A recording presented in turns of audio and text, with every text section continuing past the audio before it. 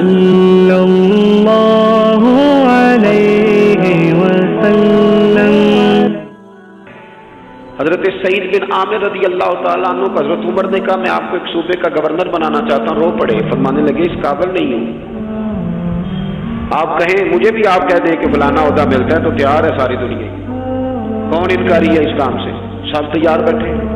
लेकिन रोते थे लोग का जनाब मैं कहाँ कर सकता हूँ। हजरत उमर ने लगा दिया हम्स का गवर्नर। कुछ महीनों के बाद हजरत उमर तशरीफ ले गए, जाके पूछा कैसा है, तो पहले तो एक लिस्ट मंगवाई हजरत उमर ने, कुछ माल आया है तो मुख्तलिफ सूबों में बांटना है, गरीबों की लिस्ट लाओ। उनके सूबे की लिस्ट आई तो तीसरा नाम गवर्नर साहब का था। वो कहा तुम्हारा गवर्नर मिस्किनों गरीबों में? कहने लगे हजरत साहब जो लिस्ट बनाने वाले थे वो कहने लगे अब उनके वजूद पर जो कपड़े हैं जगह कोई नहीं बची, पेबंद कहाँ लगाने हैं। दामाने तवक्कुल की ये खूबी है कि उस पर पेबंद लगे होते हैं पर धब्बे नहीं होते, पेबंद लगे होते हैं पर धब्बे नहीं होते। हजरत उमर ने मालूमात की उनके सूबे में जाके तुम्हारा गवर्नर किस तरह का है। अर्ज की हुजूर 4 शिकायतें, ये जमहूरियत है। आज तो हर सियासी जमात में डिक्टेटरशिप है, आज कहाँ जमहूरियत है। आज तो आप जितने शाह के वफादार हो जाएंगे उतना अच्छा ओहदा लेंगे, जितना मर्जी काबिल बंदा हो जमात के अंदर, लेकिन अगर वो पूरा ताबेदार नहीं तो निज़ाम नहीं चलता, जितना मर्जी काबिल हो। हजरत सईद बिन आमिर रज़ी अल्लाह ताला अन्हु 4 शिकायतें, आम आदमी शिकायतें कर रहे हैं। हजरत उमर ने कहा कौन कौन सी? उन्होंने कहा जी पहली शिकायत ये है कि हमारे गवर्नर, तवज्जो है मेरे भाइयों की, उन्होंने कहा जी पहली शिकायत ये है कि गवर्नर साहब सिर्फ दिन को मिलते हैं, इन्हें रात को भी लोगों से मिलना चाहिए। दूसरी शिकायत ये है कि जब शुरू में आए थे तो फजर के बाद बैठ जाते थे, मसाइल सुनते थे, अब सूरज निकलने पर इशराक चाश्त के टाइम 8, 9, 10 बजे आते हैं। तीसरी शिकायत यह है कि हफ्ते में एक दिन मिलते ही नहीं। चौथी शिकायत यह है कि कभी कभी ऐसे ही रोने लगते हैं, बैठे बैठे बेहोश हो जाते हैं। तो आपने दीवाना आदमी हमें दे दिया है। हजरत उमर फारूक रज़ी अल्लाह ताला अन्हु ने हजरत सईद बिन आमिर को मजमे में पूछा जनाब आप पब्लिक के नुमाइंदे हैं, आपको सवालों के जवाब देने चाहिए, बतलाइए ना। और ये पब्लिक के नुमाइंदे सिर्फ सियासतदान नहीं होते, पीर साहिबान भी होते हैं, मस्जिद का खतीब भी होता है। अगर हजरत उमर से पूछा जा सकता है कुर्ता कहाँ से आया तो पीर साहब से भी तो पूछा जा सकता है, उनको भी जवाब देना चाहिए, उनको भी बताना चाहिए, इसलिए कि वही तो दावा कर रहे हैं फक्र बताने का। तो हजरत उमर ने 4 सवाल कहा, सईद आपके जिम्मे 4 सवालों के जवाब हैं। तो हजरत सईद बिन आमिर ने गर्दन झुकाई, कहने लगे पहले ही कहा था मैं गवर्नरी के काबिल नहीं। फरमाया अब तो बन गए हो ना, जवाब तो देना है, हुजूर बतलाइए। फरमाया पहला सवाल आपसे ये है कि यार लोग कहते हैं रात को काम पड़ जाता है और आप मिलते नहीं। तो हजरत सईद बिन आमिर ने अपनी दाढ़ी पकड़ ली, अर्ज की हुजूर ये सारी सफेद हो गई है, बुढ़ापा है, दिन मखलूक के लिए रखा है, रात अपने रब के लिए रखी हुई। अगर फिर भी किसी को शौक हो तो सईद बिन आमिर जब भी मिलेगा मस्जिद में मिलेगा, सारी रात बारगाह रबूबियत की यार। ओ संगियो थोड़ा मुसल्ला भी यार मजबूत कर लो, थोड़ा सा ना, हम ना थक गए हैं फोन सुन के। बहुत सारे लोग ऐसे हैं जिनके वजूद नहीं इतने थके जितने दिमाग थक गए।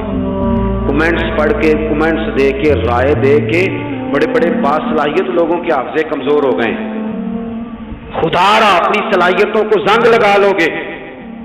ये तो जितने लोग हैं मीडिया चलाने वाले, इनको तो मीडिया चलाना है, और अब तो पता नहीं कितने चैनल और कितने लोग और सोशल मीडिया पे कितने, और इधर कितने तो उधर कितने। खुदारा कुछ वक्त अगर मुसल्ले पे मिले तो आप यकीन करें रूह ताज़ा हो जाती है। लंबी लंबी दुआएं मांगे, अपने रब को अपने दुख सुनाएं, रसूल पाक की बारगाह में ये नजराने पेश करें, आप महसूस करेंगे वजूद ताकतवर हो गया।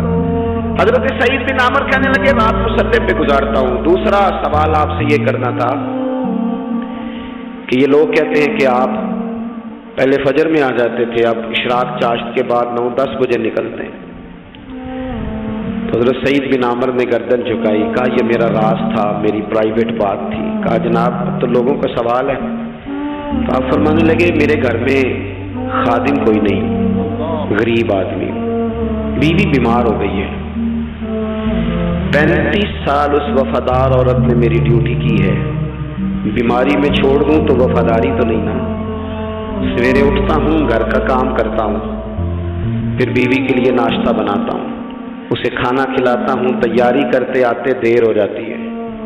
دوسرے سوال پر لوگ رو پڑے، کہا تیسرا اعتراض آپ پہ یہ ہے کہ ہفتے میں ایک دن ملتے نہیں۔ تو حضرت سعید بن عامر کہنے لگے میں نے کہا تھا میرا پردہ نہ کھولا جائے، میں بڑا راضی ہوں رب کی عطاؤں پہ، میں کیوں کسی کے سامنے اپنا دکھ بیان کروں؟ گردن کو جھکا دیتا ہے خیرات کا پتھر، جہاں میں مانگنے والوں کے سر کبھی اونچے نہیں ہوتے، اور غیرت ہے بڑی چیز جہاں نے تگ و دو میں پہناتی ہے یہ فقر کو تاج سردارا۔ آپ موقع دیں جی، بڑی مہربانی، چھوڑ دیں جی، تھوڑی 1 منٹ صرف جی ہمیں دیں، بولیں پیار سے جی، ناراض نہیں ہو، آپ ہمیں موقع دیں۔ بات بھی اب تقریباً قریب ہونے کے قریب آئی۔ کہا حضرت سیدنا سعید بن عامر رضی اللہ تعالیٰ عنہ نے فرمانے لگے میں نے کہا تھا یہ میرا پردہ ہے، یہ نہ سنایا کریں آپ دکھ لوگوں کو۔ یہ غریب کہتے ہیں میں کسی امیر کے ساتھ لگ جاؤں گا تو کچھ بھی نہیں بنتا، چھوڑ دیں آپ، دکھڑے رب رسول کو سناؤ، خیرات بھی ملے گی اور عزت بھی ملے گی، وہ دیں گے اور کسی کو بتائیں گے بھی نہیں۔ حضرت سعید بن عامر رضی اللہ تعالیٰ عنہ سے تیسرا سوال ہوا، کہا جناب آپ ہفتے میں ایک دن ملتے نہیں، تو فرمانے لگے میرا راز تھا پر بتا دیتا ہوں، جوڑا ایک ہی ہے میرے پاس، ہفتے میں ایک دن دھو لیتا ہوں، پھر بیوی کے کپڑے پہن کے سارا دن بیٹھا رہتا ہوں، اگر دوسرا جوڑا ہو تو یہ کام نہ کروں۔ حضرت عمر رو پڑے، کہا جلدی سے چوتھے سوال کا جواب بھی دے، کبھی کبھی روتے ہو تو بے ہوش ہو جاتے ہو، پھر رو پڑے۔ عرض کرنے لگے حضور 40 سال کی عمر میں کلمہ پڑھا، میرے سامنے حضرت خبیب کو پھانسی دی گئی مکے میں، جب وہ اپنی پچھلی غلطیاں یاد آتی ہیں تو پھر رو پڑتا ہوں، یاد ماضی عذاب ہے یار، میں تکلیف میں آ جاتا ہوں، سوچتا ہوں اگر اللہ نے سوال کیا تو کیسے جواب دوں گا، اس لیے برداشت نہیں ہوتا تو رو پڑتا ہوں۔ 4 سوالوں کے جواب دیے تو حضرت سعید بن عامر کہنے لگے اب آپ نے مجھ سے سوالوں کے جواب تو لے لیے، اب میری سزا کا بھی تو اعلان کرے نا، بتائیں نا۔ تو حضرت عمر نے ہاتھ اٹھائے اور کیا لفظ کہے، کہے اللہ میرے نبی کی امت کو اس طرح کے کچھ اور لوگ بھی عطا فرما، کچھ اپنی زندگی میں دیانتدار ہو جائیں۔ تیسری بات آپ کی خدمت میں عرض کرنی ہے، رسول پاک صلی اللہ تعالی علیہ وسلم نے نا ہمیں خالص کیا ہے، حضور کا سارا دین اخلاص کا طرز دیتا ہے۔ یہ جو ریاکاری ہوتی ہے نا، نوجوانوں میری بات پہ غور کرنا، یہ جو ریاکاری ہوتی ہے نا، یہ بنیادی طور پر اداکاری ہوتی ہے۔ اداکاری بندہ زیادہ کر نہیں سکتا، تھک جاتا ہے۔ مخلص زندگی وہ ہوتی ہے جو آپ نارمل جیتے ہیں۔ مخلص آپ ہوتے ہیں جب آپ اپنی والدہ کے پاس نہیں بیٹھے ہوتے، آپ نے جب 5 اسٹار ہوٹل میں روٹی کھانی ہے نا تو پھر آپ کو پلیٹ کے ساتھ ٹیشو پیپر بھی ساتھ رکھنا پڑتا ہے، پھر رج کے روٹی کھائی بھی نہیں جاتی۔ رج کے کب کھائی جاتی تھی؟ میں ایک جگہ مجھے بڑے اچھے ہوٹل میں رکھا گیا اور مجھے بڑا انہوں نے محبت کی، تو جب میں لوٹ رہا تھا نا واپس پاکستان تو مجھے کہہ رہے تھے آپ کو مزہ تو آیا ہوگا، میں نے کہا نہیں جی، سچ پوچھیں تو پھر یہ ہے کہ مزہ جب بھی آتا تھا جب اماں سویرے روٹیاں پکاتی تھی، وہ کہتی تھی پتر ہے پیڑا نہ اتنے کول ہی لے آ، تو اس کے پاس بیٹھتے تھے، تو پھر اماں جب سالن دیتی تھی تو کہتی تھی ہور نہیں ملنا، دوجیوں بھی دینا ہے۔ اور پھر لطف اس وقت آتا تھا جب بار بار کہتے تھے اماں جی چلو تھوڑا جاتے تھے ہونا تھوڑا جا، تو پھر اماں کئی دفعہ کہتی تھی کہ میں نے وہ اس سے نکال کے فریج میں رکھ دیا، بڑے بھائی نے کام سے آ کے روٹی کھانی ہے، اب یہ برتن ہے اسی کو صاف کر لے۔ او بھائی میں نے اپنے ابا جی کو دیکھا خودداری کر، میں نے ایک دن ان سے پوچھا میں کہ ابا جی تمہیں پسند کی ہے؟